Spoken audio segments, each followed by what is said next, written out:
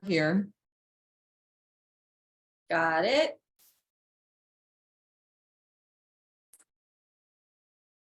We are going live. We're going to make sure we have all the tech, and then we'll do our official introduction for everyone. Perfect. Awesome. Okay, we are good to go. So we've got Madelaine Parker and Amalia Natalio with Karmic Kindness giving you all the cosmic forecast in our little cosmic chat today, talking about the Gemini new moon.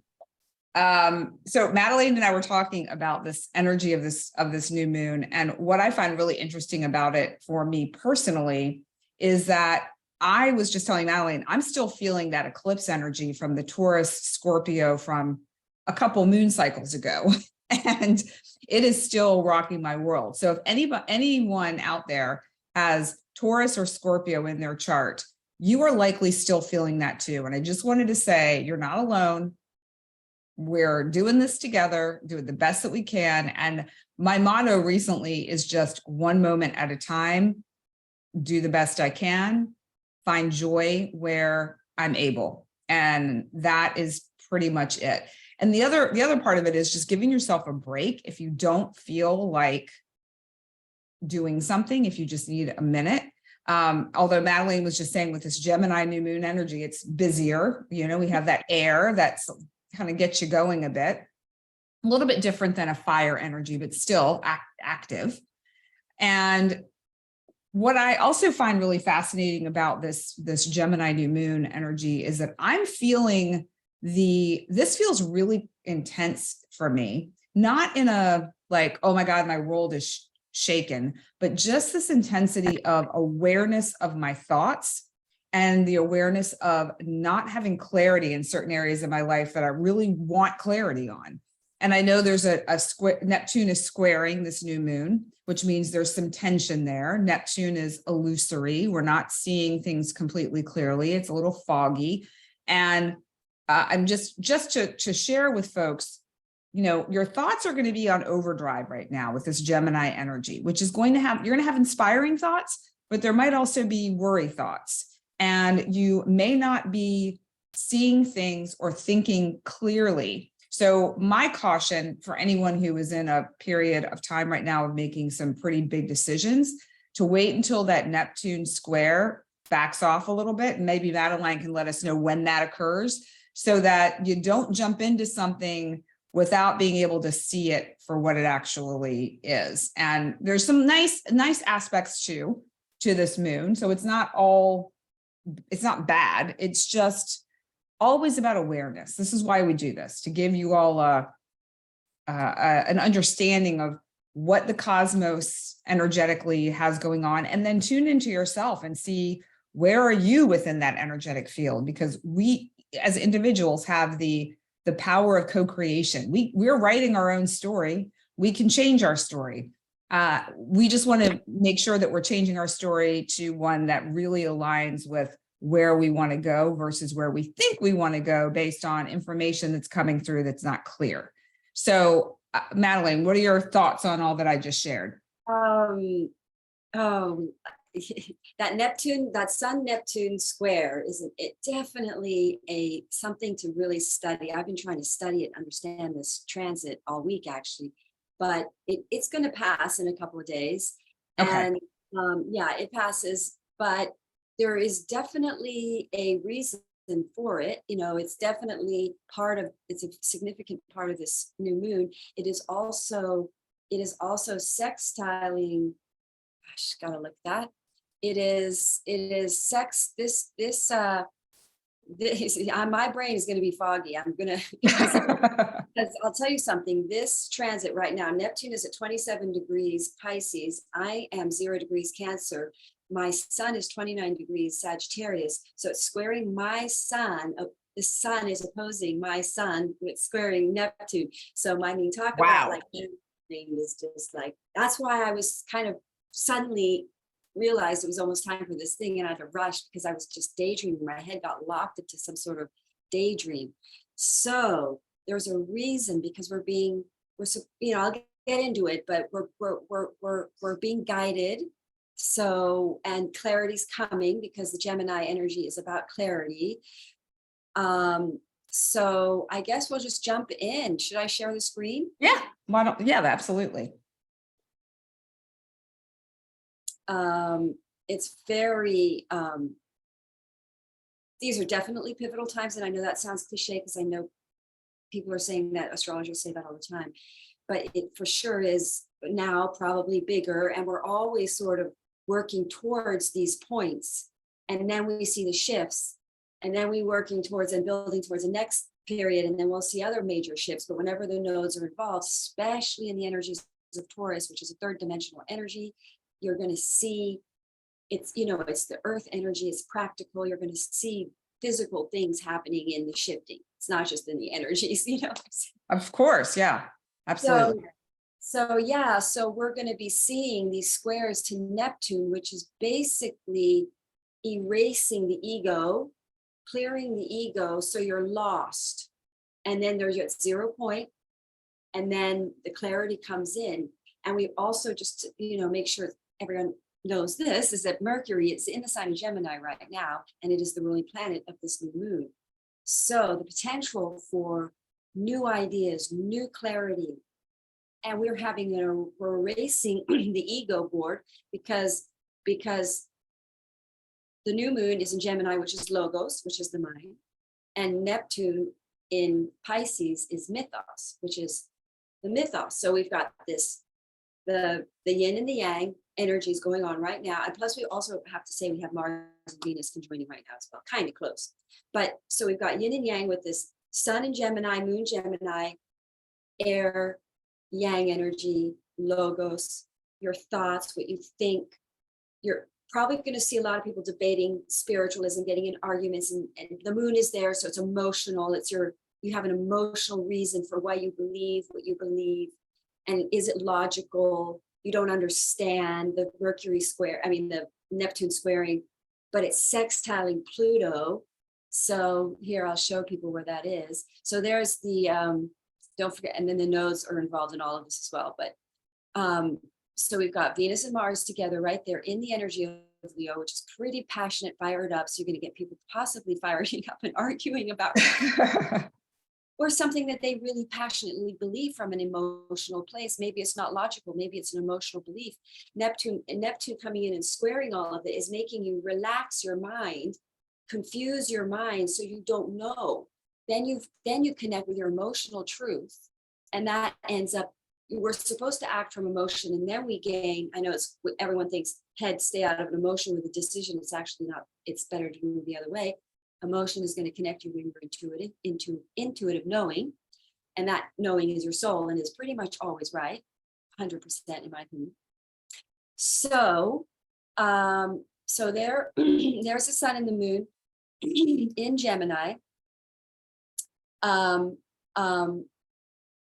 squaring Neptune right here in Pisces. Saturn just going retrograde right now. These are heavy energies. Saturn going retrograde causes people a lot of kind of dropping in their vibrational energy. You've got to go back. We're going inward. So when these energies slow down like this, people come in contact with their depressed feelings, because usually we're staying busy and we're running around and we're really running away from how we feel, because we're running away from something that doesn't feel good. And then when these energies slow down, you feel them. So we're going back with Saturn in retrograde, going over our something that is either a career or project from the past that we're redoing, and we're going back and we're changing, we're making some changes, and we're taking it slow and we're doing it better. Exactly what's happening to me. And so you're going back and reworking that, or you're going inward, depending on where this lands, and we'll throw that in on the readings as we go. Depending on where the Saturn lands, is where the work is going to be doing, where the development is going to be, where you're going to be more mature about something, where you're going to redo something in your life. And we'll look at all of that when we do all the 12 signs. So some of the energies are heavy, but it's to slow us down. We have to go inward. We have to it's like a train's going forward, and every now and again it has to stop and back up and then get onto a different slight track and then realign, make sure it's aligned into the right. So that's kind of what we're doing. And when you study the tree of life or the 22 arcanas in tarot, you're really aware of how much we're supposed to slow down and not act and just intuitively connect before we act, because that's when we get our aligned direction. So then when you do act, it's in alignment with your destiny and you're getting support from the universe. So you're in universal flow with the flow. And so now we've got, so there we have Neptune. We've got, there is that sextile to Pluto, which just went into Capricorn, which means some issues that have not been resolved. It's kind of lining up with it's sextiling Neptune. So that's a very positive aspect, because it's kind of like helping us connect very intuitively with a truth. Pluto's a deep soul truth. So you're just going to get aligned to a better truth, to a better direction. Pluto's in all of this, making sure the soul is heard the loudest. Because it's sextiling Neptune, Neptune squaring the ego. So in my opinion, Mythos in this argument is going to win. You got to stay out of the defensive thing, because it's the moon sun, so emotional things are going to kick up. Not that it's bad to be emotional, I never want to give off that energy at all. You just don't want to let the emotions, because there's a new moon, we're clearing out, we're trying to get into a void energy, which is pure, clear, so you can receive the new beginning, because the new moon is the new beginning. So you want to process things emotionally well and mentally well when you have these squares, which means it's okay to have your emotions, but you're logical about it and you stay in your logic. So that's the new moon energy right there. And then the square and the belief, how solid is your belief? Is it ego based, or is it emotionally based? Is it your truth? If it's your truth, you don't have to argue. It's okay. Don't worry, let it go. Even if it's not your truth, let it go. But anyway, the point being that, we're looking at what we believe, our information knowledge can come in that changes what you believe, because of a truth, sextiling Pluto, that brings clarity. Maybe this is why we have to have this square to Neptune before, even though it's on the new moon, right when Saturn goes retrograde, Pluto going into Capricorn, clarity about our karmic repeat messes that we make. Do we have clarity on that? Because we really have to clear our cycles so we can start the new cycle. Or we cleared up of our old patterns. Some people are going to quit, because if this lunation for Cancer rising, for instance, it's happening in my 12th and in my 6th, I've definitely, that's definitely clarity about quitting things. And I have definitely had the power, and I love new moons in the 12th and the 6th. A lot of times people don't like that because it does bring up the reason why you need to quit, which is not so exciting, but you have the strength to do it, and you can do it, and it feels great. And I've been just loving my health and my diet lately. I'm just like loving that alignment for my chart. And so I finally figured out my diet. I mean, that's the thing. It's like the clarity hitting there on in my 12th house. 6th house is the Sagittarius house, which is my 6th house. So it's like, and it's opposing my sun. So it's going against my old beliefs in eating and diet. And the 6th house is what you do on a day-to-day that either makes you successful or healthy or wealthy. And so I've finally found my diet that I love, that is healthy and feels environmentally ego, whatever, and good. So it's just like that clarity came through this transit. So the lost is right before the clear. It's the argument between the mythos and the logos. In my opinion, mythos wins. I believe I'm Pisces moon, so I love the mythos. Ground in the heart knows, because the new moon is there. We're planting and launching new beginnings. This is significant because that squaring of the Neptune is erasing your ego response to something spiritual or spiritual because it's Pisces. So let's stay with that. So there's some ego barrier, ego resistance, ego mind stuckness, that new information or new knowledge, because we're also sextiling Pluto, knowledge that wakens people up, changes your opinion. You can't believe it. Like somebody you know saw a spaceship and you really now believe it. You know, it's like you suddenly see something really clearly now, and it spiritually liberates you, because the ego is the sun. So we got it.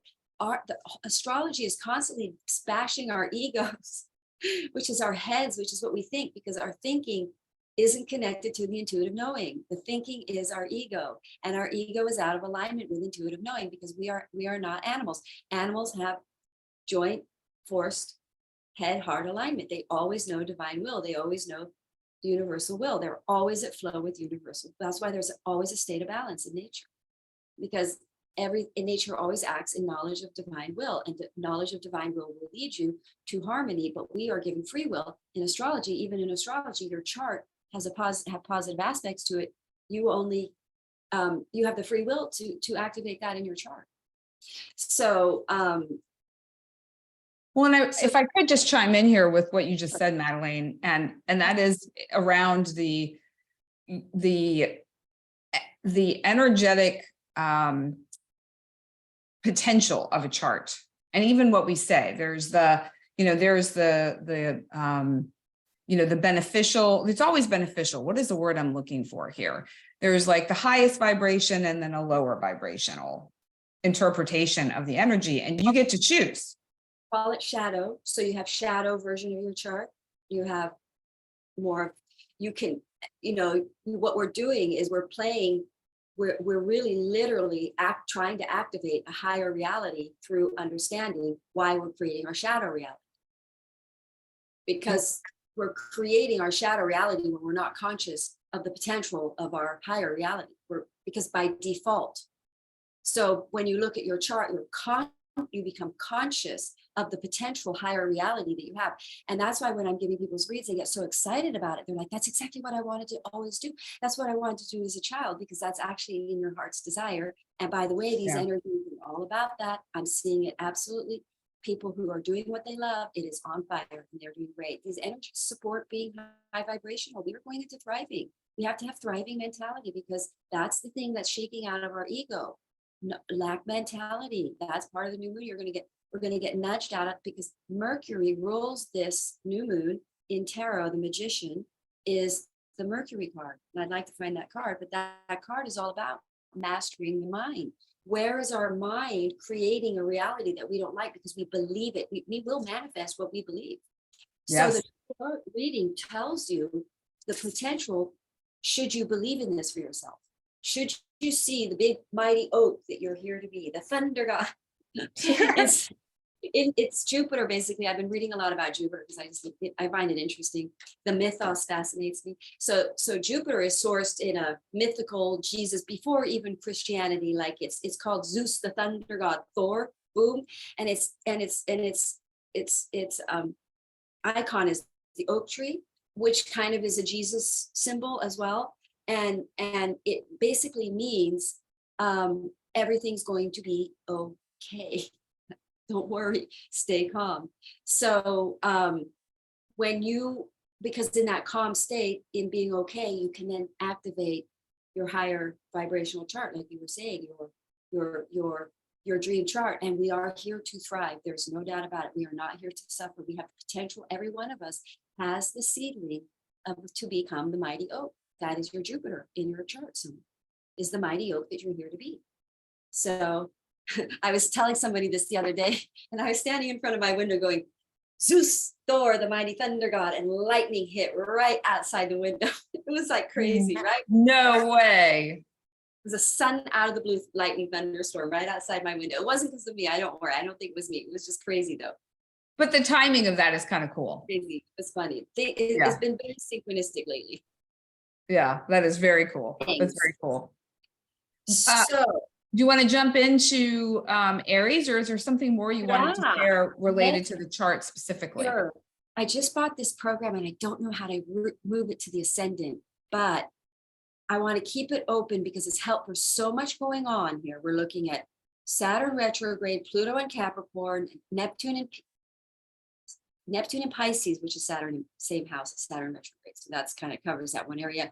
Then we're going to also see the new moon Gemini. For me, it's happening right on my ascendant, 0 degrees, which is kind of interesting. But I'll tell you what happens. Anyway, yes, let's start with Aries. Let me get my other chart up. I won't share that, but I'm going to keep this chart up so I can see all of that. You know what I Well, mean? can you keep it up and stop sharing the screen? Because otherwise, yeah. Yes, good idea. Yeah, because when I do the flower cards, people won't be able to see them and it's so tiny. Good point. All right. Sounds good. All right. So Aries, we're going to see. So we'll start with the Gemini energy for Aries. It's in your 3rd house. That's going to be a busy new beginning, a new project starting. But Neptune squaring your Pisces is over your, where's Pisces for Gemini? Oh, well, it's your 12th house. So Pisces in your 12th house, you're going to be, that is pretty interesting, having Pisces in your 12th house. You're going to be definitely very, very lofty, you're going to have Saturn in your 12th house for 3 years. So you're going to be very, and Saturn's going retrograde there. You've got Neptune there. You're very connected to some sort of soul truth or past life destiny. Something's becoming clearer for you about your destiny, your soul's truth. You're going to go back and reevaluate some kind of karma desire that you haven't been able to do because you had karma to clear, and it's sort of something's going to bubble up here from the soul in this energy. And then with Gemini in your 3rd house, there's a writing house there. You could start a website. You could start some kind of you could start your website. You could start a new commute, a new business, a new idea. 3rd house is Gemini house. That's a very, very, and by the way, Mercury is coming in as a morning star. Mercury is ruling this new moon, and it is a very good, very auspicious energy. So it's coming to its rising. So I don't know enough more about that, but I'm studying all of that. I'm a student that teaches to learn. So I'm in learning all the time. I love it all. But so Gemini energy, that 3rd house, is giving us a lot of abundant ideas. So we're looking at coming out of a fog or a misperception, 12th house, a deep misperception that has made you very disconnected from a truth in your soul, becomes clear, which then initiates a project in your 3rd house, writing, could be a new business, new website, blog, or a writing project, I said, but you could also, in your local environment, you rent out an office and you start working from something in a local environment because it's your people that are around you. It could be a business, and you meet new neighbors that activate, that support. So you like meeting new people or new people around you that help you with a business or help you get more business, new clients type energy. But there's sudden clarity that opens up a channel for more abundance. That has been a resistance because the Neptune is a square, is a resistance. You've been resisting this, but it's a truth. It's your destiny. And we're looking at new destinies, we're looking at a whole bunch of new cycles for everybody. So, Flower. So here is the flower for Aries. It's the pomegranate flower. And this connects in with what you were saying, Madelaine, in that it magnifies creative energy and self-expression. So however that may show up for somebody, it could be excuse me, it could be writing, it could be speaking, like any sort of expression that you have. It could even be, creative dance. It could be just ecstatic dance, whatever it is that relates to your own personal self-expression. This is what we're talking about here. This Leo, Venus, Leo is over their 5th house, which is a very creative house. So you're absolutely, yep. Yeah. Mars in their 5th house, and Venus is going to go into retrograde. So projects from the past involving relationships from the past is returning. There you have it. And as a reminder for those who might be joining us that are new to the flowers and this part of our cosmic chat, is I use the Flower Evolution deck by Lotus Way. And this deck has flowers that are supportive of you in wherever you are in your life. The cards that come through are specifically for each sign, and you can use that through taking a screenshot of the flower itself, purchasing the flower, having it in your home, purchasing flower essences directly from Lotus Way, and utilizing them in, whether ingesting them or using a mist, or just calling in the spirit of the flower itself, bringing in, okay, for Aries. All right, I didn't take a screenshot. I'm not buying anything, but I really like that flower. I can see it in my mind, and I'm calling in the spirit of pomegranate flower to help me magnify my expression and to feel comfortable magnifying my expression, because this also activates strength. And there's a detox and re-energizing energy to it too. So there's a number of different aspects of this flower that would be beneficial for Aries, in addition to magnifying self-expression, which I feel connects in with the 3rd house that this moon is in, for the sun, and the moon is in for this particular new moon cycle. Did you have something you wanted to add, Madelaine? I saw you holding up a card. Oh, well, I'm so blown away by how perfect that card is. Exactly, the reading. So no, but I was talking about the Magician card and I was looking for it, but the importance of a Mercury, because this is actually a card ruled by Mercury, the importance of a Mercury card is that you have power by your mind. You're harnessing your mind's power by staying very positive, very aware of the power your mind has in your thoughts. So the other thing about that square to Neptune is watch your negative thinking, watch. That can be something that we need to become aware of. Yeah, absolutely. I'm glad you mentioned that. Okay, right.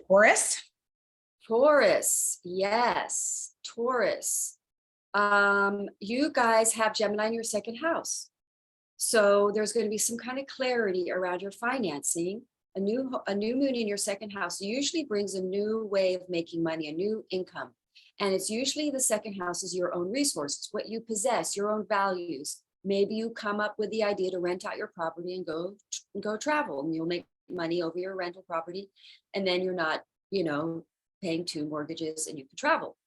Or you get an idea to run a business, because Gemini is always the energy of running businesses, a new way of making money, new business you can start doing. And maybe you have a talent, you're an artist, the 2nd house are artists. Maybe you start making something. I do know a Taurus who can absolutely needs to be doing this. They have a talent.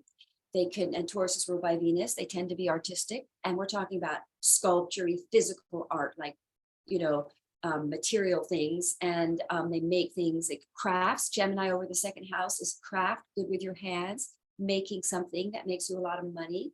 Maybe you start a job making crafty things. People are really into buying things that are going to last now, that are handmade, and maybe people are waking up to that. I love that going on.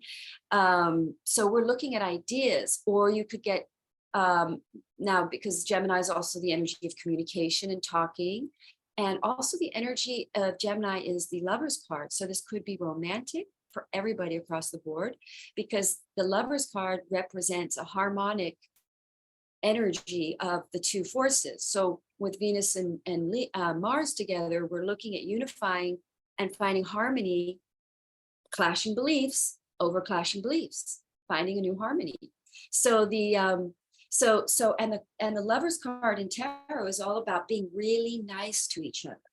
It's like that's really the secret to being in a successful relationship, in any relationship, is to be like the Lover's card, which is you just be very nice. That's when you're in that place that you can be really nice to people, you can then harmonize with them and create expansion, because that's all you really need to do, is just to be kind, and you can get through anything. So the Lover's card in the path of the shall we say the archetypes, the 22 archetypes in the tree of life, represents the energy of willing to harmonize with others. willing to go along with and create harmonic so that we can expand. So, and putting your ego aside, Neptune squaring your ego, because the sun is the ego, which we say is your thoughts, your perceptions, identity. I mean, okay, so yeah, I think I'm So, getting clarity as I'm talking here. oh, absolutely. I mean, we teach what we need to know the most. And so as we share, it comes through, especially with the voice. I find that is such a beautiful way to express yourself, whether you're sharing with somebody else or talking to yourself. It's really incredible what happens. There's an alchemy that occurs. So the card for Taurus is the rose. And what I find so interesting about this being the card, I'm trying to get, there we go, based on what you were saying, this magnifies kindness and caring for yourself and others, and which is something you were just talking about. And the other aspect of this card that I really like is, one of the areas of life that as humans, we tend to spend a lot of time worrying about is money, and that being a struggle, making money, keeping money, holding, it's like, that's all, that seems to be a theme for most people. Even those who have a lot of money are fearful of losing their money or not being able to make any more money. So this dissolves the belief that life is full of struggle. And so I equate that to the second house, because that tends to be the area where we as humans struggle the most. Love and money, those are the two biggies. And you kind of touched on both of them in what you shared just now. So again, for Taurus, calling in the rose, this is an easy flower to get. It's pretty ubiquitous. Grab one even.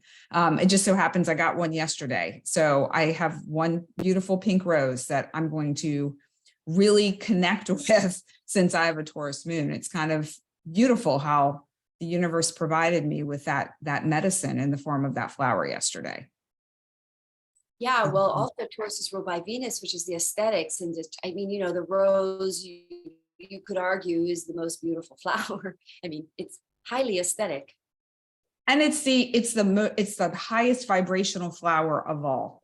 It carries the highest vibration. So, if you're ever in doubt or you're not really sure and you feel like you need a little something, some sort of flower medicine, the rose is always a great go-to. Kind of like amethyst or clear quartz are the go-to crystals. I would say rose would be the go-to flower. And the different colors mean different things. So, red is all about love. White is about purity. So it just, depends on, I'm not sure what money would be, to be honest with you. I think anyone would work. Any color. Yeah. Well, you're absolutely nailing it there with that second house, because the second house is usually the Taurus house, it's the second. So it's possessions, talents you possess, things that you have. So the new moon in your second house is like something you have a talent or an ability, something you possess that can make you money.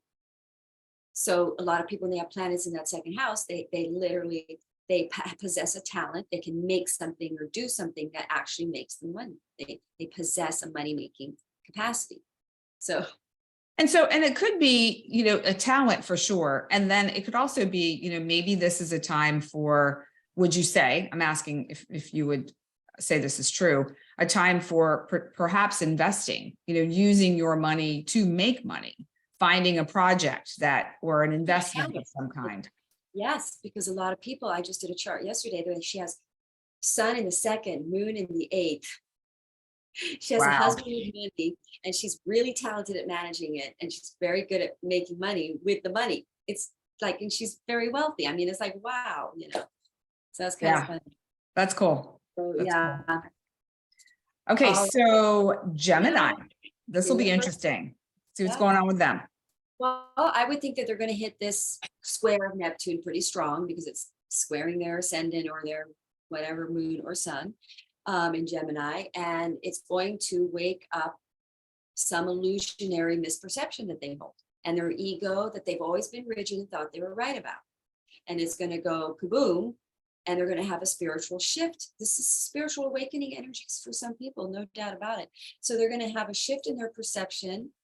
And then they're going to see something interesting. They're going to see why they held on to their idea or their thought, because it was to believe in this is emotionally upsetting. Like to find out that someone you love is a criminal or something, because it's trining Pluto, a sextiling Pluto. So there is truths coming out.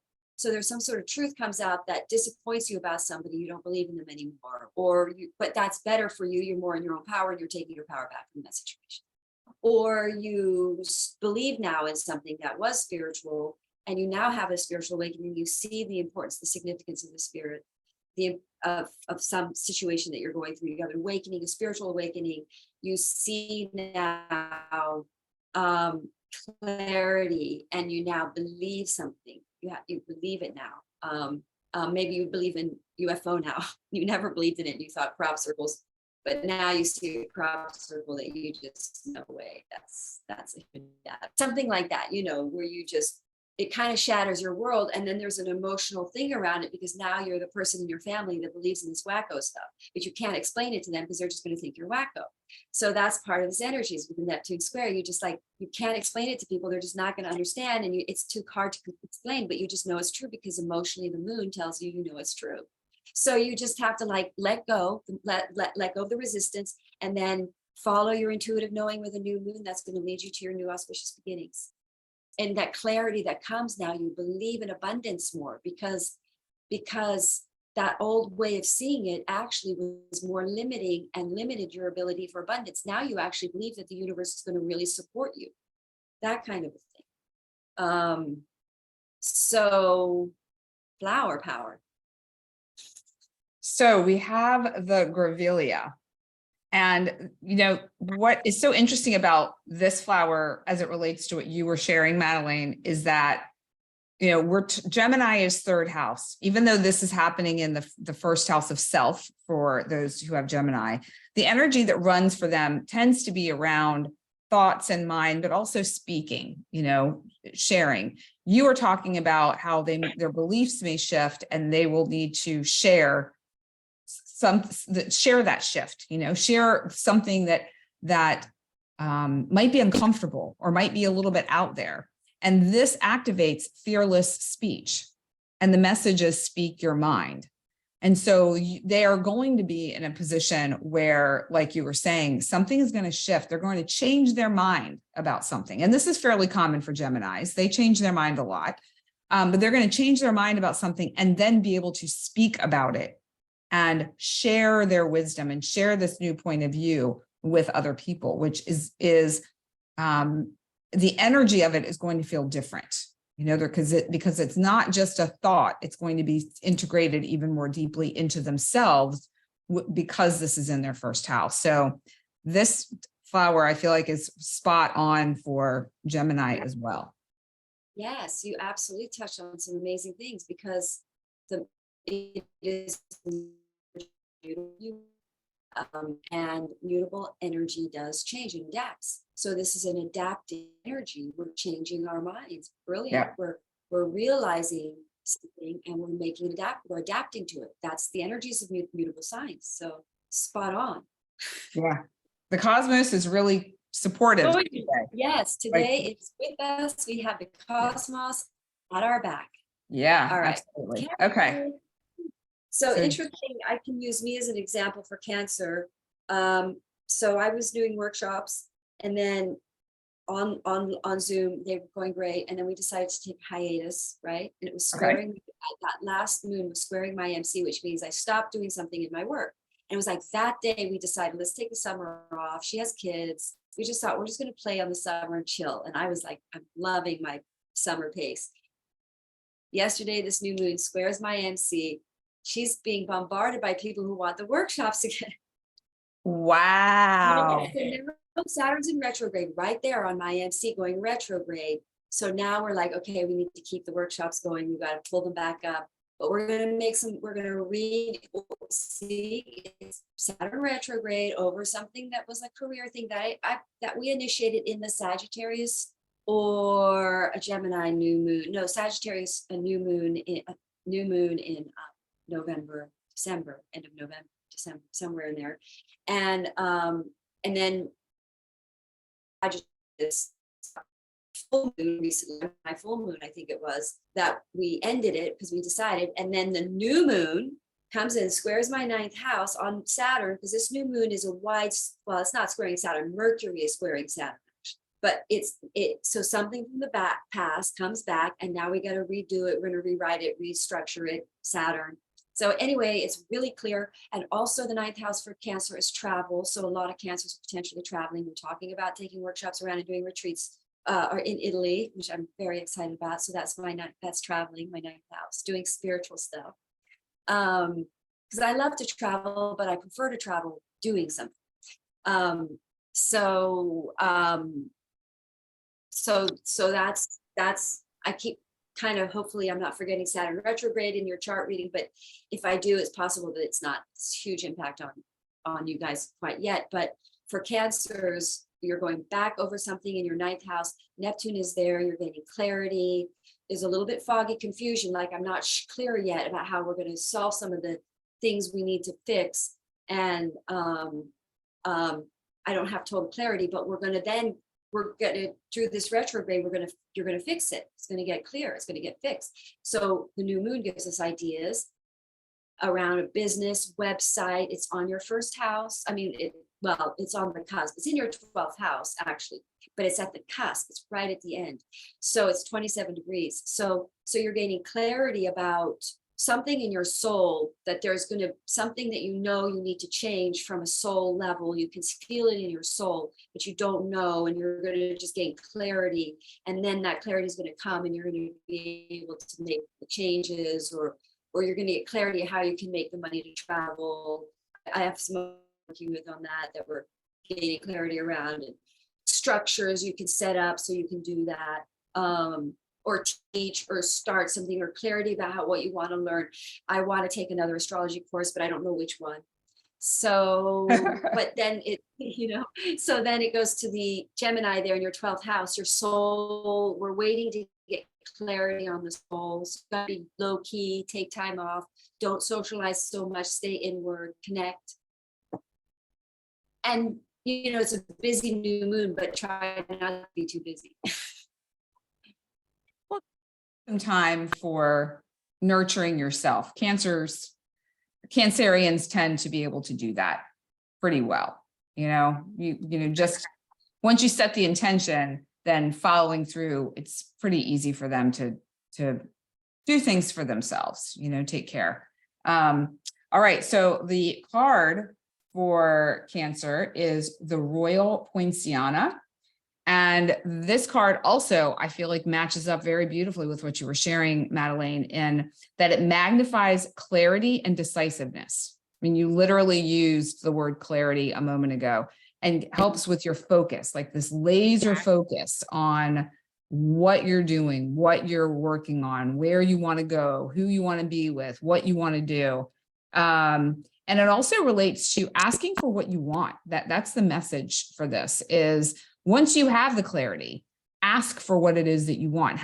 It activates conviction. So that inner conviction where you're not going to get thrown off course based on what somebody else wants or needs, as much as you can as a Cancerian person, because that's a very nurturing, motherly sort of energy, and you want to take care. There's that deep desire to take care, but sometimes that can be to your detriment. So having the clarity, having the focus, ask for what you want, and the conviction to stand by that, regardless of the outside chatter.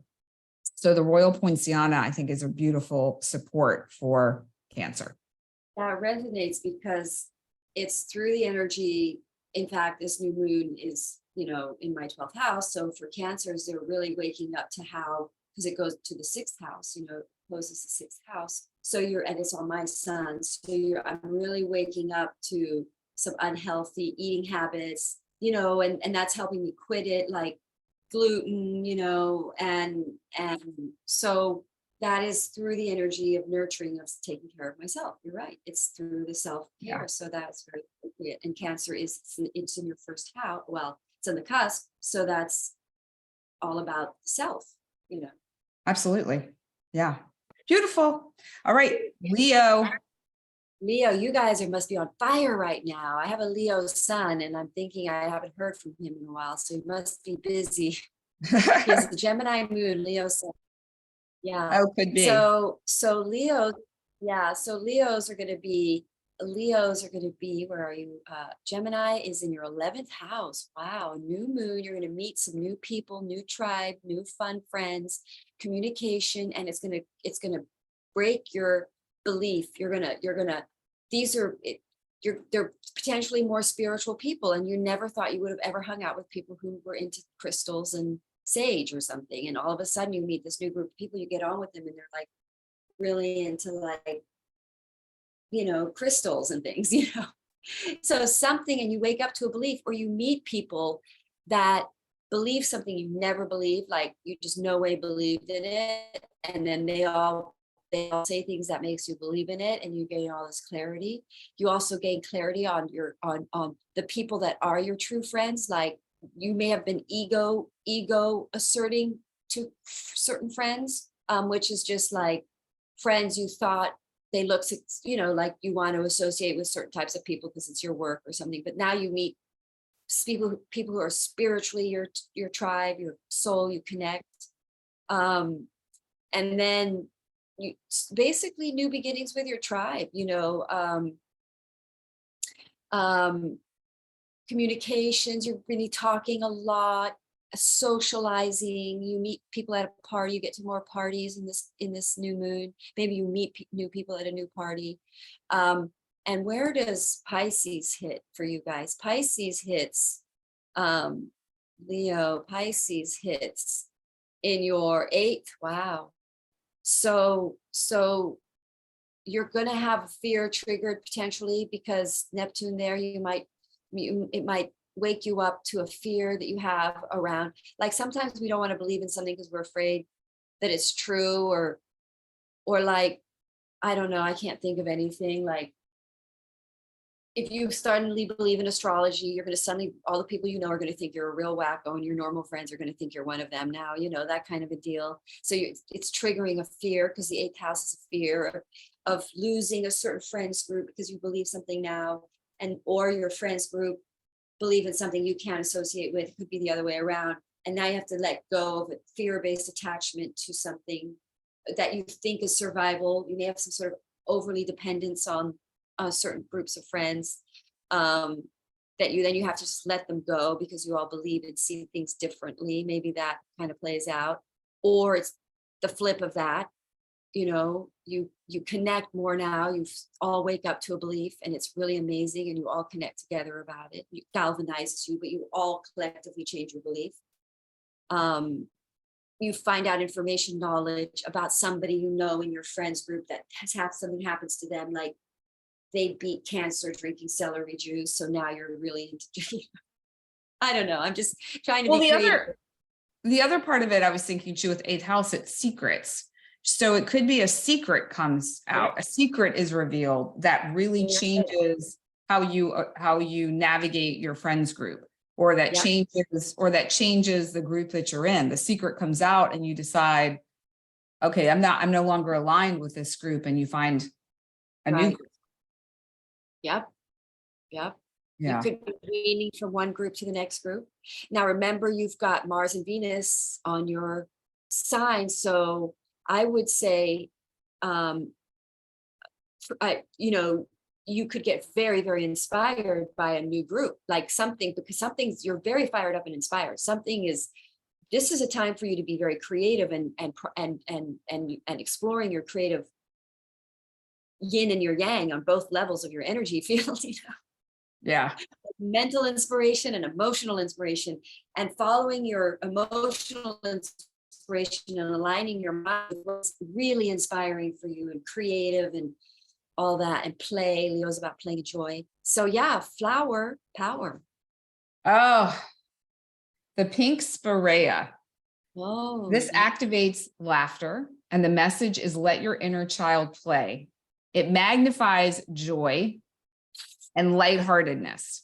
And what I love too is it dissolves sadness or loneliness. So when I think about 11th house and friends, you no longer feel that sense of loneliness. You find your people, you find those people that you can connect with. And it also, Leo is all about the heart. You know, it's a very heart-centered and heart-driven sign. And this dissolves wounds of the heart, which I think is so beautiful and reminds us to connect with our inner child and play more, be more joyful, be more, know that we're supported, know that we have a tribe, we have a soul family, we have a group of people that have our backs and that we have everything that we need available to us. So the pink spirea for Leo feels, again, feels very aligned and a pretty pink flower. So too, with these, if you even connect with the colors, connect with the color, connect with the flower, whatever it is that you need, just like kind of close your eyes and, envelop yourself in the pink petals of this flower. If you're feeling a little bit like you are not supported, or you find out a secret from your friends group that changes the way you feel, you're going to need a little extra love and support. And this could be a great way to receive it. Yeah, you could find out somebody's, I don't want everyone to get paranoid, but this could be the situation where you discovers that you're not in a relationship and they cheated on you or something like that. And then you end it because and then it lines you with your true heart, the one that is really in your heart, the right. Yes. So exactly. Yeah, awesome. Good times for that. So, okay, great. Okay. Virgo. Gemini is in your 10th house of career. Yep. And Pisces, Leo in the 12th, and then Pisces hits your 7th house of relationships. That's right. It's across your ascendant. So Virgo are mutables. So they're going to have this. They've got, what do they have? They have Pisces across them. So they're squaring Virgo. They're going to have Gemini on their MC. They're going to have Gemini in their 10th house. So this is on their angular houses. This is when you see really a lot of shifts. And it's squaring their descendant, their ascendant. So it's activating and it's opposing your IC. So it's kind of basically changing your whole life. Cool. When you get lunations on your cardinal axis, it tilts everything, your life, mostly, in some way, maybe not drastic, major, but in some ways. So, so for Virgo, you're getting this on the top of your chart, your MC, your career. So we're looking at new beginnings in a career, new ideas of a business, new or talking engagement or speaking. Because if you have your MC up there, your destiny is most likely talking, writing, communicating. And you're going to have, just out of curiosity, what Leo house is Leo for Virgo? Leo is your 12th. That's right. It's your 12th. So you're basically, Virgo are basically being impacted by this because they're mutable and it's squaring you. So it's literally changing your minds, literally like changing a total and utter perception. And I just want to get rid of this window here. What did I happen to the page that I was doing? Where did I put it? So basically you guys are having a square, and now I'm just trying to get Pisces again. Why do I forget what house Pisces is for Leo here? I mean, for Virgo, 7th house. Okay. So you're having got Neptune in your 7th house. So, and this Neptune is at the end degree, it's squaring your 10th house. So a new belief opens up, potentially around a relationship or a friendship or a business partnership that you have had a misperception around. And it could also be your lover, your true person. This is Gemini energies. This could very well be a love thing for Virgo. Opens you up to understanding that you had a belief or rigid perception that stopped you from allowing somebody in or letting love in, or because this could be a very romantic or a love transit for Virgo, because it's changing and aspecting their MC, which can often mean it changes your status as a married into a married person. So that's why it could change your whole life. You may get to quit a job, or now you change the way you make your money because you're going to move and change jobs and you're getting married or something, or you meet somebody that you're now going to get into a relationship. Because communication, MC, could be sudden communication coming in, literally rattling your view, like a relationship that you thought was completely over and you never thought it would ever see them again. And now you realize they're true love, and it wakes you up and you're like, wow, that is the truth. Love is the truth. So how else could it be? A career that your spouse doesn't believe in, and you get a new job and you have a new spiritual awakening, but your spouse doesn't, because that's in your 7th house. And so it could end your relationship, or you start to see you two are two very different people, have too many different beliefs. You're changing, ending the relationship. That could happen. Or you get over a belief and you realize we have different beliefs, but it's unconditional love. I am in an unconditionally loving relationships. Wow, I can't believe unconditional love is true, because he believes in this and I believe in this, and we still love each other. Wow, and that racks your world that you can actually love somebody and be in a relationship with two different beliefs. Things like that. So it's, but you're looking at a new beginning in your career, and potentially changing your mind because of a rigid belief that now opens you up to opening up to a career that's slightly more spiritual, and it is your calling. It opens your career up because you have a new belief, or you start to believe in it now. You believe in the potential of a dream career, so you do it. All right. I feel like I'm glad that you ended on the career note, because I feel like that's a lot of where this card is supportive, and this flower is supportive of Virgo. So we have the silk floss. It activates confidence, and the message is it's time to shine. And what really resonates with what you were sharing before is that this, to me, really feels very career oriented, because it relates to feeling out of your element. So, let's just say you have this new career opportunity, this new job that it's like, oh my gosh, this is it. This is what I want. But you get into it and you're like, oh my gosh, this is amazing. But I also feel really scared. Am I ready for this? Was this the right thing for me to do? Even though it is exactly where you need to be, there might be this sense of, there's more responsibility. You feel a little bit out of your element. Maybe you're working in an office with all new people, so you feel a little bit awkward. And Virgo, they care about what people think. They're not like Libra as much about that, but they do want to feel that connection with people. And they may not at first, so they may feel a little bit out of their element. They may need to feel a sense of confidence as they start or embark on something new, especially if it's connected to a change in their beliefs, a change in something that they have held onto for a really long time. Let me see what else is here. This card too speaks about self-expression, which is Gemini energy, being able to express yourself. And Leo, because they've got Leo in the 12th house. So Mars and Venus are there. So maybe they're kind of coming contact with a soul's desire to be more creative and unbearing a sort of a creative talent, or a like you say, the soul, a self-expression from the soul, because the 12th house is like, or a past life talent comes up, or lover. Well, and my daughter is a Virgo sun, and I know that for her, I mentioned this on a previous podcast, an Instagram that she started with, it's very creative, where she's creating these little comics. That is definitely something she's interested in doing. And I feel like she would like to expand that more, but her current job is something she does enjoy, and it's very lucrative. So it's, which one do you focus more attention on? Are you ready to take a leap into something different? That sort of thing. That's interesting. And what happens with Leo is the energy of when you do something as a talent, as a hobby, that then turns, because you're doing it as a hobby, it means you're doing it from the heart, and it becomes successful, because the one that she's obviously talented at other things too. We're all multi well, not everybody, but some people are very talented at several things and multifaceted. And so the thing from the heart, the Leo, is the thing that's true in the heart will absolutely go. And it's the thing that you started as a hobby just for fun that turns into your career.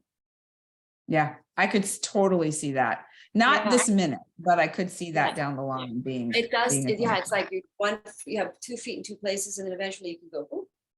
Yeah, yeah. Okay, Libra. Libra. Okay, you guys have Gemini over your 9th house. So possible travel, writing and traveling, or Libra over the 9th can be law as well. So maybe, I'm sorry, Gemini over the 9th. The 9th house can be a law. So maybe you write a new law, or you write something and publish a book about laws that need to be changed. I'm just going very matrix on it sometimes because I go very etheric with my reads. So I try to be more matrix sometimes. Or we're going to go spiritual. The 9th house can be spiritual. You decide to write about spiritualism. You decide to publish a book about it. Libras are good writers. They're very air energy. They're intellectual. They're strategize. Maybe they start to plan a new traveling and a business to travel and run a business that they can do while they're traveling. Libra rising. Okay. Libra rising. We go back. So where is Pisces? And Pisces in your 6th house. So interesting. You're having it on your 6th and 12th house. And Gemini in the 10th. Libra have, gosh darn it. Libra have Gemini. Nice. Yeah. So the 6th being there in that square. So you're going to, again, you're getting over a belief that stopped, because the 6th house can also be work. So you're going to change your mind around an area of work too, or health that enables you to travel, or you do start to learn a natural health practice that you then teach or write about. But the 6th house is something that, with Neptune being there over you shift a spiritual belief around health, or you shift into knowing that spiritualism is important about your health, or you get an idea through meditating, you start meditating every day, and that starts making you a lot healthier, and you really connect and you start writing about it, or you start opening up to being more connected to your spiritual mythos rather than always being in your logos mind. Libra are very in their mind. So they might start opening up, changing their minds and opening up to spiritualism and bringing that into some of their solutions that they need. I'm trying to think of something else. Communication, 6th house is busy. They've got Pisces there. They're going to wake up to things they do that are not healthy for them on a day-to-day, a belief they had that hasn't been healthy for them. They're changing a belief, they're changing their mind. And then with everything in the 9th house, they then go to learn more about something that is healthy, or start a project, or travel, or learn about something that is more healthy, like learn about cooking a particular diet or something like that. And travel, absolutely.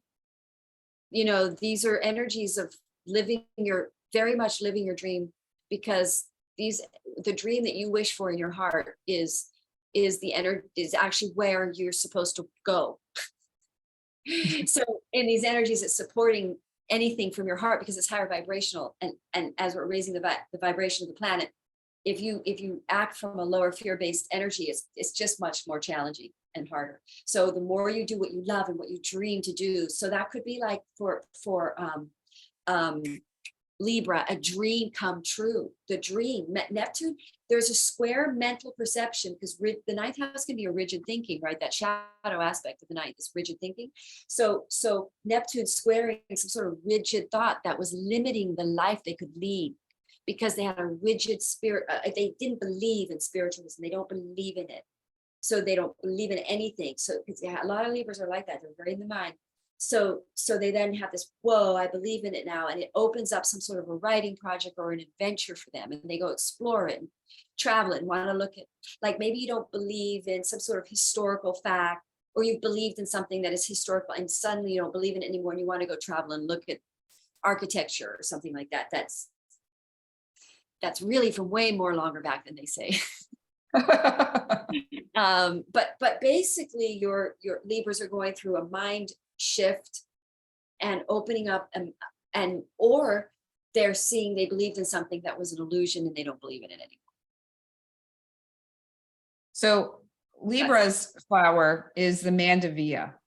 And the Mandevilla, I think, is so fascinating, related to what you were talking about, Madelaine, as always, is that the energy of Libra is they may have a rigid way of thinking. And so their mind is going to be opened during this moon cycle, and they're going to be shown something else. And so this card reminds them to accept what is in front of you. Let go of all of the, put the doubts and that mental chatter to the side and really just look at what's in front of you and accept what's there. Be present, be in the moment. And, when it comes to, and kind of what was coming to me around this was when it comes to travel, if you have an opportunity to go somewhere, to travel somewhere, to learn something, and be in the present moment, do it. Accept what is. Fall in love with it, what is, and take some action towards that, because there's going to be some gift or some nugget of wisdom or connection that's going to happen during that period of time that you wouldn't otherwise have if you were pushing against what is there. So that's the Mandevilla for Libra. Well, that's really interesting because Libras are so in their headspace. Gemini over your ninth is kind of rigid thinking, can be shadow aspect, and then it's squaring Neptune in your sixth, which is kind of Neptune is the sixth house is like a day-to-day practice, spiritual practice. So maybe a lot of Libras are learning to meditate every day and get out of their heads and open up their rigid thinking. Like you were saying, it's gonna do good for you. It's gonna open you up to paths and opportunities that you couldn't see before. So and just allow them the space to be there, and just accept that, at least for a little while, just play with it and see how it feels. The energies to let go of any kind of rigid thoughts, like open your minds in these energies. The more we open our minds during these energies, the more creative ideas, because our minds are limited. So these new moons open up our mind. The square to the Neptune is opening up our minds. So we're out of rigid old perceptions. We're opening up now to the new ways, possibilities of the new possibilities. Super fun. Okay, Scorpio. Scorpio, Pisces is over your fifth, nice. And Gemini is over your eighth. So interesting, that is a relationship kind of house. So maybe Scorpio wake up to, I'm gonna minus this picture. Make it smaller, that's gonna help. Okay, so Scorpio have Pisces over their fifth, and eighth is Gemini. So a new beginning in the eighth house, a new moon in the eighth house is a new financial investment opportunity, or new ideas on investments, or new ways to get out of debt if you have a debt.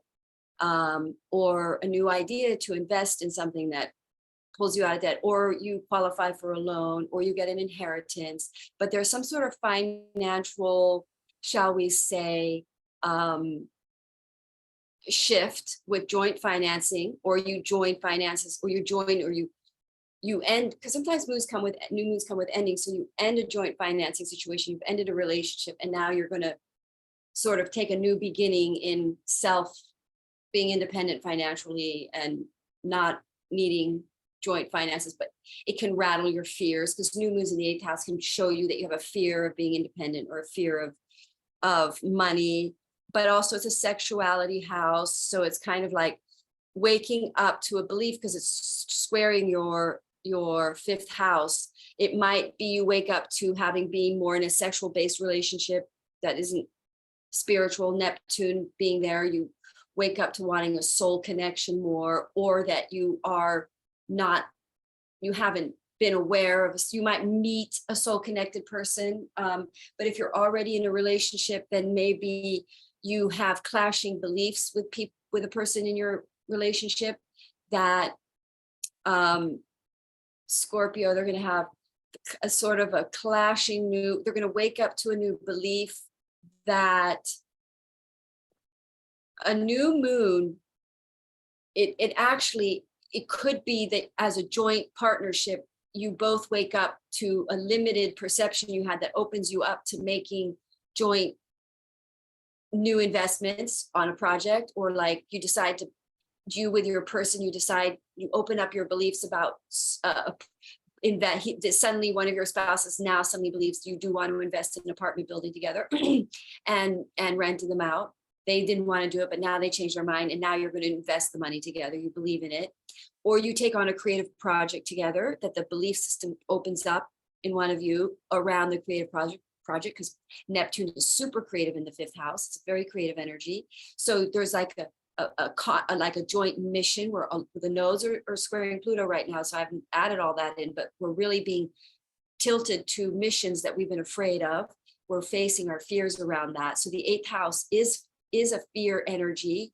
You're overcoming a fear of starting something with your spouse. You may be coming over a fear of investing money, getting out of a fear around not spending money that's stopping you from doing something that's creative and fun with your product, like not spending, you're afraid to spend. So now you see an opportunity, or you can see that it actually is a calculated risk that can develop into something it supports a creative project. You can be financially independent through maybe selling or through refinancing. Then you put the money invested in a co-project with your mate, which then creates good finances. By the way, this is an abundant energy. Taking risks is good. The fortune favors the brave in these energies, but you want to do them. They need to be astrologically aligned risks, which means, your chart supports it. That's what, that you're going to get trines in your chart when you act in this area of your chart. You're going to have guaranteed success. So knowing your chart helps, but Scorpio is the energy of taking risks. It's the 8th house of Scorpio. So this new moon for Scorpio is in their own house. So you've got thoughts and ideas or low vibrational thinkings that have blocked you around joining financing or joining partnership, or you're opening your mind and being more flexible, because the Mythos energy is more open-minded, is the energy of Gemini is detailed. So we're really looking at like that Pisces energy is really the opposite, of the extreme opposite, where there's no detail and then detail, lots of fine detail. So it's kind of like this foggy clarity comes of a way that you can invest your money and join together and then go in and do details, or start a business with your spouse, a joint business with Gemini there, depending on what planets you have. Chart, if you have planets in the 8th house, you're going to get tagged there, and maybe it really opens up an opportunity, investment opportunity that's going to make you somebody suddenly offers you a piece of property at such a good rate, both you and your spouse decide to invest in it. So an opportunity can come in that liberates you financially, and you take a risk. I really love this. And this card, at first I was thinking, how is the trumpet vine related to what Madelaine is saying? And because I have a Scorpio ascendant, I was really listening and feeling into what you were saying. And while this card doesn't directly connect, what it does do is it reminds Scorpios to speak up, to free your voice. And again, this is Gemini energy, ruled by Mercury, communication. And what I noticed with myself is that I will often keep things to myself. It's that secretive kind of energy. And it's not like I'm keeping secrets necessarily. It's just that I'm keeping things close to the vest. I'm not necessarily sharing it. But in sharing it is when the opportunities come. In sharing it, particularly with your partner or with somebody that might be able to support you on a creative project or an investment opportunity, or you need a loan for something. You need to be able to speak up for yourself and say, this is what I need. This is what I need it for. This also, it magnifies an easier discussion of inner feelings, which can be really challenging for Scorpios to do. You know, Scorpios, we don't really like to go into we'll go into the deep stuff ourselves, but being able to then share it with someone else is really uncomfortable and challenging. We do not like doing that. So this really gives Scorpios the ability to share those deep, maybe it's a dream that you have of something and you really would like your partner to come along for the ride, or you need an investor or whatever it might be, or, you know, some sort of financial support for a creative project. This flower is a really great ally in that process. So the trumpet vine for Scorpios, I feel like, is a really beautiful place for them to land when they want to speak, when they want to connect with someone, when they're asking particularly for money or embarking on a creative project. Well, what's interesting is that you have Pluto retrograding. We have Pluto at 29 degrees Capricorn right now, and that's in the third house for Scorpio. So Scorpio are in the process of clearing karma through communication. And it's to learn to speak the truth rather than to manipulate the situation or or somehow create a different outcome through communication. So it's possible in this new moon with that Pluto in the third house, communication, new information comes in that changes your total perception. But, you know, they're we're going back a little bit and resolving a little bit more lessons in the Capricorn house around attachment issues, control issues, fear-based behaviors, fear-based patterns that we haven't completely pulled out of yet, but we're on that path. We're almost there, or we have, and we passed this last test. Which would be great. All right, Sagittarius.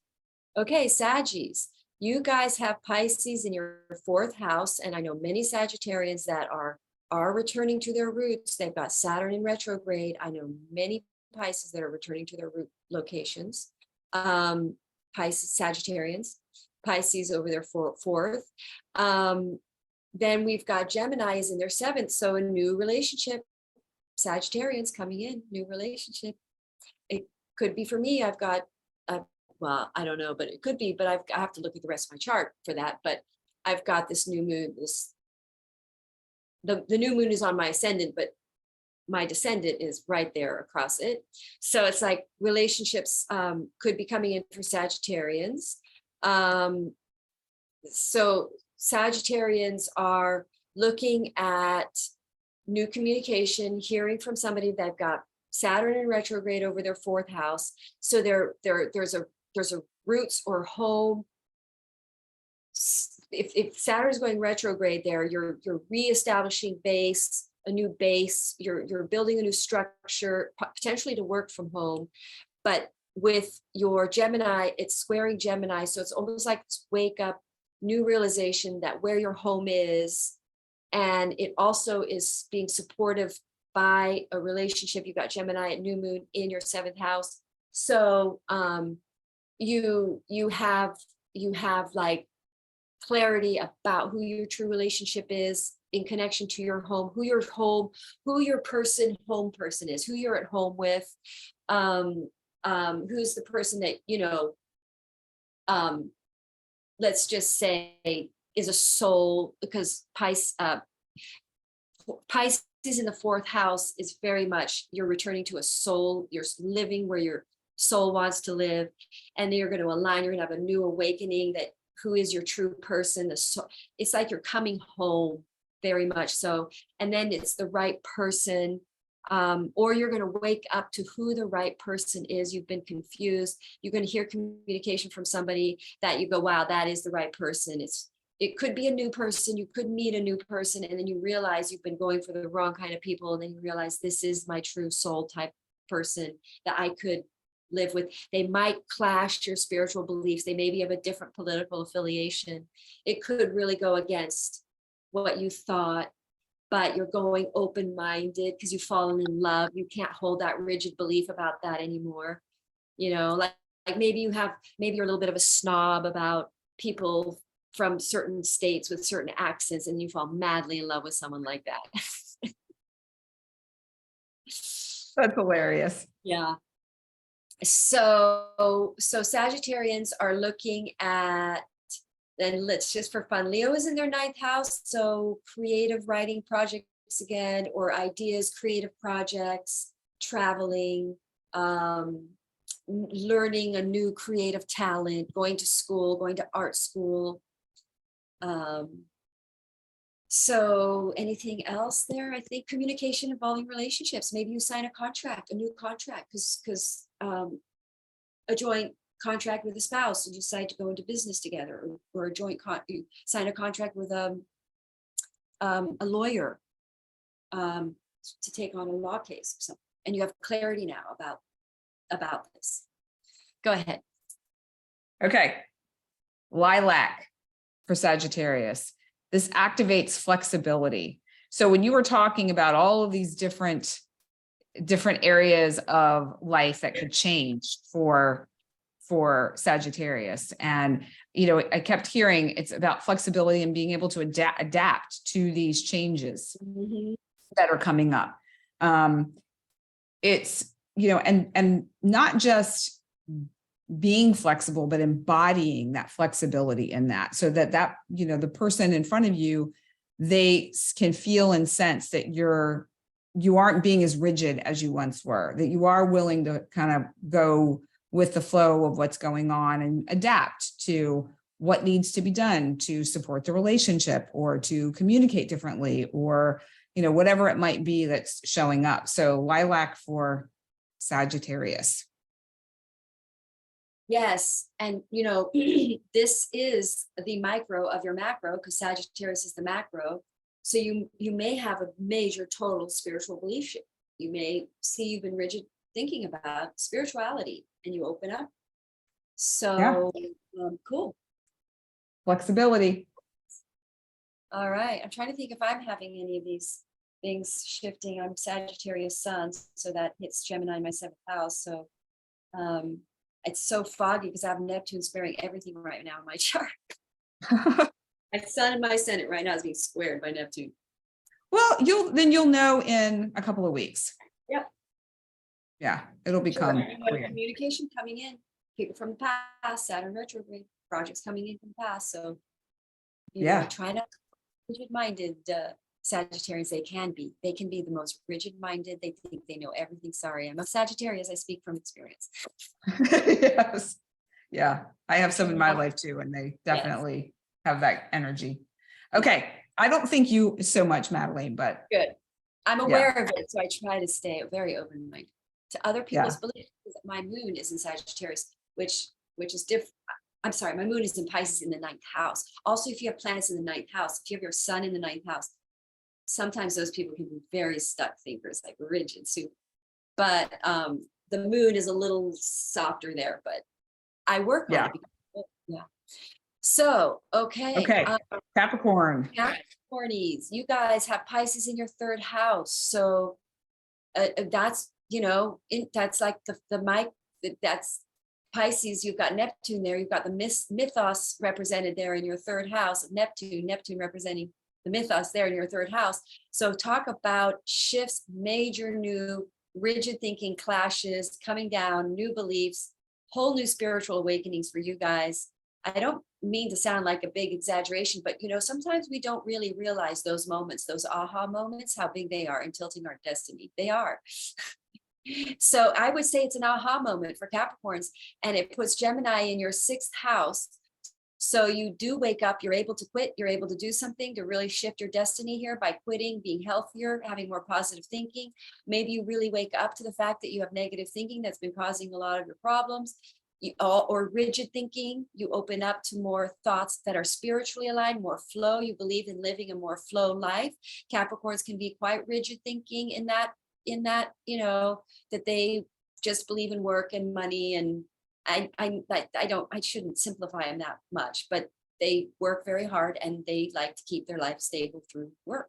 But now they're going to open up and see in more spiritual flow in the third house. Maybe they take on a new spiritually based business. They're going to have a wake up to believe in a little more risky spiritualism, a little more mythos for the Capricorn, a little less logos. And they're going to be really like opening up their mind about, they're going to wake up to what they do on a day-to-day on a spiritual level. Capricorn is the energy of doing something every day to day that they represent the goat climbing that mountain every day, one step at a time. They get to the top, they focus, they do it, and it creates a lot of abundance. And they are, however, they forget that they're co-creating with the universe, and they just think they're climbing mountain skills is what's causing all their abundance. But it's still when they join forces with the universe, they become uber abundant. When Capricorn are not just about the structure, they add flair because they have Leo over their fifth. They have Leo over their eighth. Sorry, Capricorn have Leo over their eighth, but they have Taurus over their fifth, which is ruled by Venus. So when they start to work in a way that is creative and self-expression, then you get the ultimate Capricorn cookie. Capricorn mix, because you get because Capricorn, it's basically all work and no play makes Joe a dull boy, basically. So when you add the flair of the fifth house to a Capricorn structure, fantastic. It's like, that is the harmony of the universe. That's what Capricorns are here to learn, to be more playful in their work, to be more joy-centered, to be more creative because they have Taurus over their fifth, and to be more flow like water, because then they hear the intuitive message rather than just working with your nose to the grindstone without connecting with the universal directing powers. Then you're in alignment, and then you're creating, and the more alignment, and this is what happens to Capricorns, when they do that, when they follow their intuitive creative wish, but they're afraid to do because they don't think it makes money. They all think that. So when they step into that imagination, because Neptune is the imagination over their third house, they get more creative, more imagination. They are, what they're doing is they're taking their Capricorn energy and not using it for security, but they're using that Capricorn energy to support something more fabulous and creative and flowy and risky.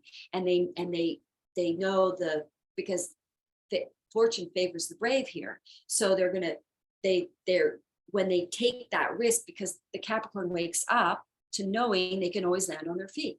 The goat will always land on its feet. When a goat never tumbles down that mountain. So they're always like, they don't realize they can flare, they can do stuff, they can play, because they always land on their feet. You can throw a goat in the air, it'll land on its feet. Really? I thought that was just cats. Well, but goats, okay, maybe they tumble, but they get on their feet and they climb hills like this, Yeah, that's true. So, and the Capricorn is a very stable person. They will always be able to get on their feet and get back on that track. Boop, bitty boop, bitty boop. So it's like they of all people are the most stable enough to take risks, and they're the least ones that do. But when they wake up and they see that their chart supports them being creative and taking creative risks, that they have very, very powerful, abundant life. So that's Capricorn. I kind of chuckled with this card for Capricorn, the date palm flower. It activates freedom from extremes, and the message is shift the paradigm. I don't even think I need to say anything else. I mean, between what you shared and this, it's pretty spot on. Yeah, so one thing I want to point out is the balance between linear and nonlinear thinking, because Capricorns are all about like, I have to do this to get there, where it's really like, maybe not, maybe you could do that to get there. So just shake up your mind a little bit and be able to tune into that inner knowing, that spiritually driven sensation or feeling that you might have, like you were talking about with those aha moments, having like being in the imagination. Yeah, because Einstein said the imagination is more important in the intellect. That's exactly this new moon, intellect versus the imagination. And they have Pisces over their third house, which is your thinking, your inner dialogue. So they're supposed to open up to more imaginative, to open to their imagination. Yes, I've I hope you're Capricorns in mind. Yes, I hope he watches your Capricorn friends. Yes. I don't think I don't know that he'll watch, but I'll just have to tell him. And that'll have to, or I'll get to this point and in the video and say, hey, listen, please.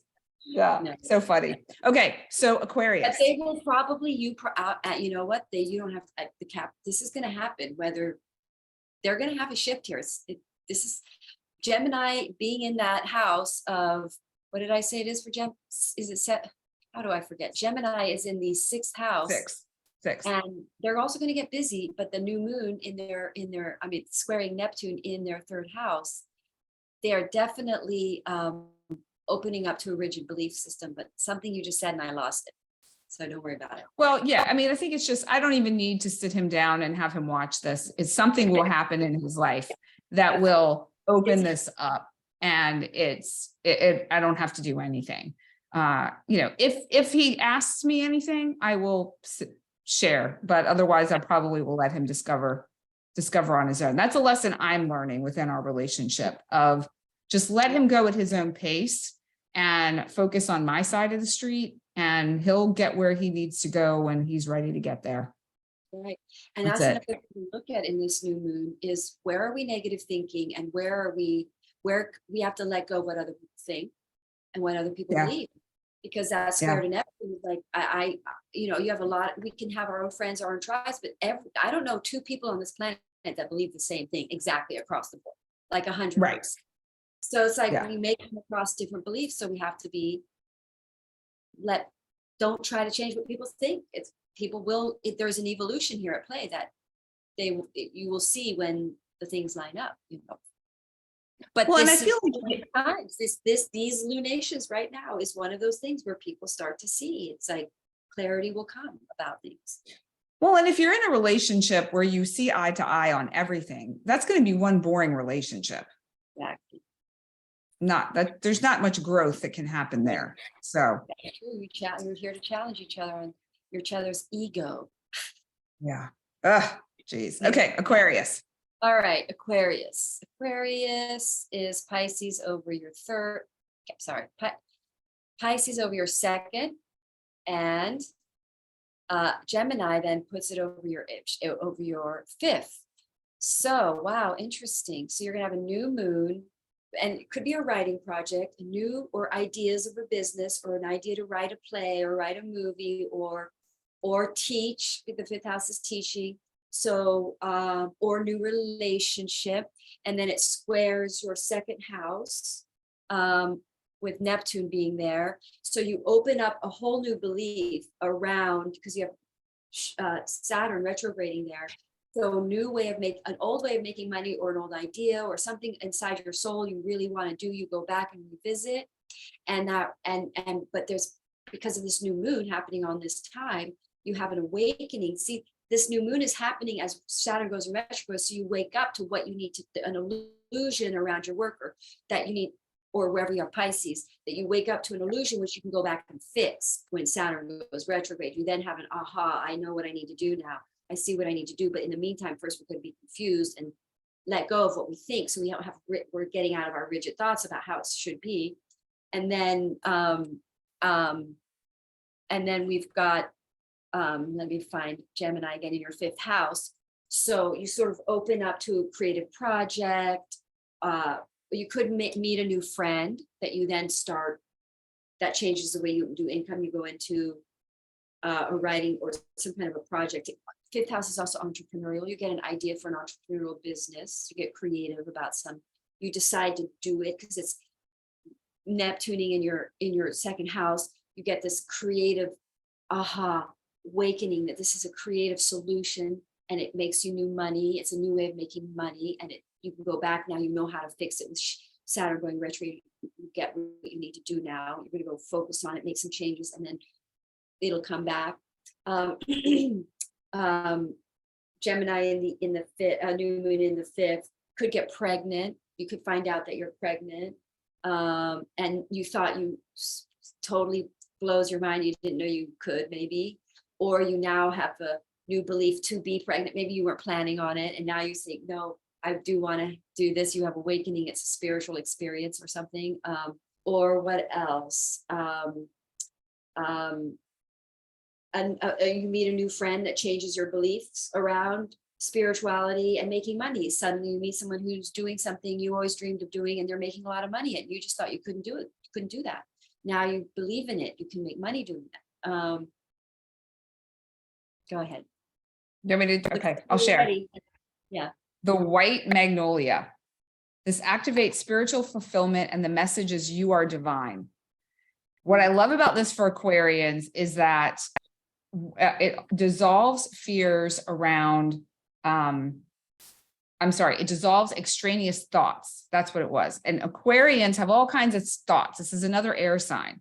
So it's removing all of those extraneous thoughts, meaning the ones that don't really make a difference, the ones that aren't connected to anything that is of value or relevance in your life, and really helping you hone in on what does, and taking action maybe on an inspired idea or thought that leads you to a creative project that inspires you to start something. And this also has to do with something in your life that might be changing in a really big way. So a baby would definitely change your life in a big way. A creative project that you're really focused on, that's really connected to your heart and soul, would change your life in a really big way. So yeah, there's one other thing I wanted to, the other thing is it magnifies the awakening to your highest expression. And I feel like that's what Aquarians are here to do across the board, is to express your soul and that essence of you, which then has a ripple effect in the collective. This just magnifies that for Aquarians, the white magnolia.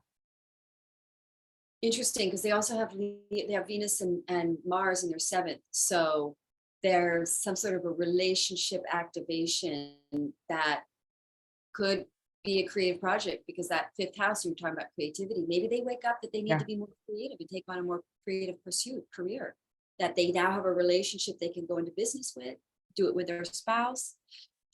We've got the node squaring Pluto right now, so we're stepping into what we really are destined here to do more. We're being tilted that way. So yeah. All right, resonates. All right, we're rounding out the end here with Pisces. So you guys have Saturn going into retrograde in your first house. I bet you're slowing down. I bet energy feels really heavy and like, oh. But because as soon as Saturn went into the first house for Pisces, all the Pisces I knew, they got really busy with work. Things really, really fired up for them in their careers. And now we're looking at slowing down. The universe wants you to slow down, back up, go back, reevaluate something, check your T's and dot your I's or something, but to basically go back and make sure you have a strong foundation in some sort of area of your life that's going to last 30 years. When Saturn goes into a house, it's restructuring that house so it's stable for 30 years.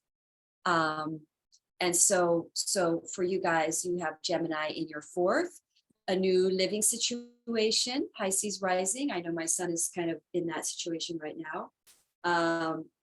And you have Neptune in your first house. So there's some limited potential belief. Now, Pisces are famous for doomsday storytelling to themselves. So they might wake up to a better way of thinking, because Gemini being in their fourth house is home, it's emotional.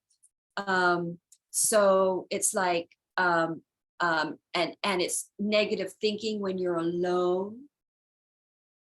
Squaring Neptune, you're going to wake up to how your mind is, you're some sort of mind and belief argument about yourself and what you believe, and how the way you think is causing you a reality that you don't like, or is unstabilizing your emotional world. And you're going to wake up to a spiritual, more flow way of seeing things. There's a balance here that Pisces are trying to figure out between the logos and the mythos. And Pisces can go heavy on the mythos and be earth to you, Pisces, earth to Pisces.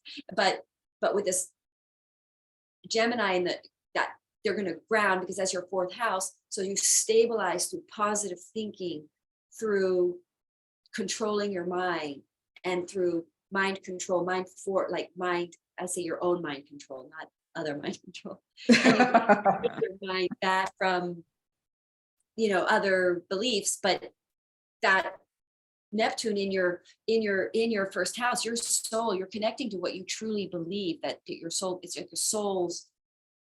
your soul is speaking to you very closely here in this square. And so there's a truth coming out, that your soul's truth that changes the way you think, or we've got something going on with the way the Pisces think and what is reality. Like I did a reading for a Pisces. They're like, what's reality? Like the cards aren't reality because they haven't happened yet. And they're like, it didn't happen or something, but it happened eventually. But what the point is that you create your reality by what you think. So if you get a reading that's a reality that's too positive than what you believe in or think, it's not going to happen, because you can't have that reality unless you believe in it. So I've been working with my son because he's this Pisces rising, and he's the one that says, Mom, your reading said this is going to happen by now. And I'm saying, it was an attempt, but you were negative about it. You said a bad story. Oh no, that's not going to work or something. So astrology and tarot are trying to help you materialize a higher dimension potential that you're supposed to ground through aligning with it consciously. So Pisces are learning something about materialization and their thinking and their dream world. It's a dream, it can't come true. They got negative thinking, it's just a dream. But now they're waking up to that is how you make it come true, by believing in the dream, by aligning your micro thoughts to it, planning it, strategizing. Gemini's a strategy energy. So you're now strategizing, now you're believing in it, because you can see that it's your thinking that's creating your reality. That's the limited experience, is your thinking. That was a challenging one. Well, I feel like you did a good job on that one. And the navel orange blossom might offer a little bit more information. Okay, and so we need it. Another slightly different interpretation that I was getting for this is also around fourth house when it comes to ancestry, family lineage, and working through old karmic patterns. Yes. So, and then you also mentioned the, Saturn going into being in Pisces, retrograding soon. It's slowing everyone down, but particularly Pisces. It is really making them rethink and reevaluate structures and systems that they have to create a new foundation going forward. And this flower talks about feeling uninspired. So there might be some Pisces that just aren't feeling super inspired, or they have a sense of something, but their limited thinking and their doomsday beliefs tend to keep them where they are. And that is likely connected to ancestral patterns that they are here to break, that they are here to change and shift. So this magnifies inspiration. This is also connected to the reproductive system.